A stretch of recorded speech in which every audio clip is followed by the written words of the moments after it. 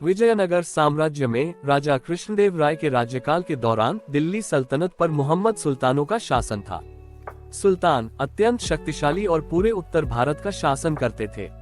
अब वे भारत के अन्य भागों पर भी कब्जा करना चाहते थे, खासतौर पर उन भागों पर जहां हिंदू राजा राज्य कर रहे थे। इसके लिए वे कोई भी तरीका अपना सकते थे। एक बार दिल्ली के सुल्तान ने राजा कृष्णदेव राय को परेशान करने के इरादे से उन्हें एक दूत द्वारा शादी में आने का निमंत्रण भिजवाया। जब महाराज ने शादी का निमंत्रण पढ़ा तो वे ही नहीं, पूरा दरबार भौचक्का रह गया। उस निमंत्रण पत्र में लिखा था, हम अपने राज्य के नए खुदे कुएं की शादी कर रहे हैं। इस शादी में हम आपके शहर के सभी कुओं को आमंत्रित करते हैं कि वे इस शुभावसर पर हमारी खुशी में शरीक होकर हमारा सम्मान बढ़ाएं। इस शुभावसर पर उनकी उपस्थिति प्रार्थनीय है। स्थान दिल्ली। दिनांक निमंत्रण भेजने वाले दिल्ली के सुल्तान। बात यही खत्म नहीं होती थी। उस निमंत्रण पत्र के साथ एक चेतावनी पत्र और था, जिसमें लिखा था कि राजा कृष्णदेव राय के लिए सभी कुओं को शादी में भेजना अनिवार्य है। न भेजने पर उन्हें और उनके राज्य को दिल्ली के सुल्तान के कोप का ग्रास बनना पड़ेगा।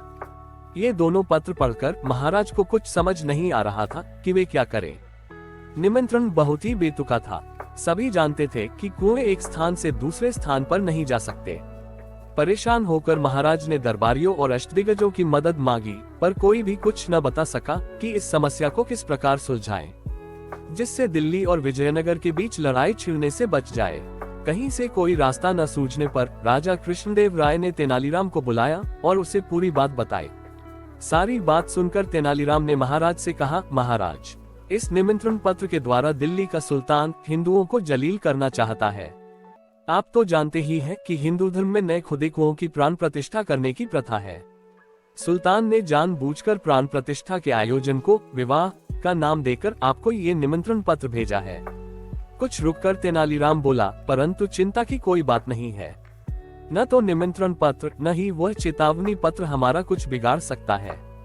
आप बेफिक्र रहें, कल तक मैं इस समस्या का कोई न कोई समाधान निकाल लूंगा। अगले दिन राजदरबार में दिल्ली के सुल्तान के दोनों पत्रों की चर्चा गर्म थी। सभी लोग परेशान थे और इस समस्या का हल अपनी अपनी समझ से निकालने की कोशिश कर रहे थे।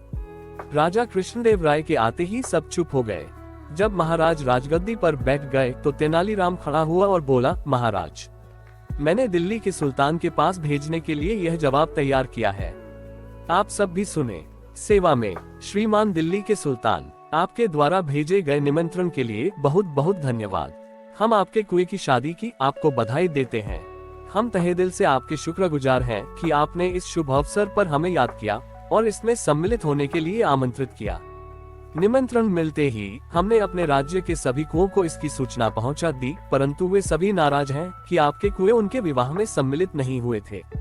इसलिए हमारी आपसे विनती है कि एक बार आप अपने कुओं को यहाँ निमंत्रण देने के लिए हमारे दूत के साथ भेज दें। इस निमंत्रण के बाद हम आपको आश्वासन देते हैं कि हमारे कुएं आपके कुएं के विवाह में अवश्य आएंगे। हम भी उनके साथ दिल्ली अवश्य पधारेंगे। आशा है शीघ्र ही आपके कुओं से भेंट होगी।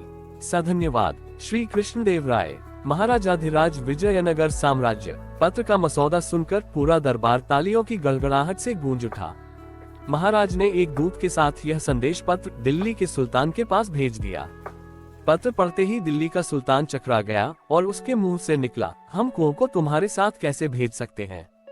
दूत क्या जवाब देता, बेचारा चुपचाप सिर झुकाए खड़ा रहा। सिर धुनते हुए सुल्तान ने दूत को खाली हाथ वापस भेज दिया। अब उसने हिंदुओं को नीचा दिखाने या उनका मजाक उड़ाना छोड़ दिया।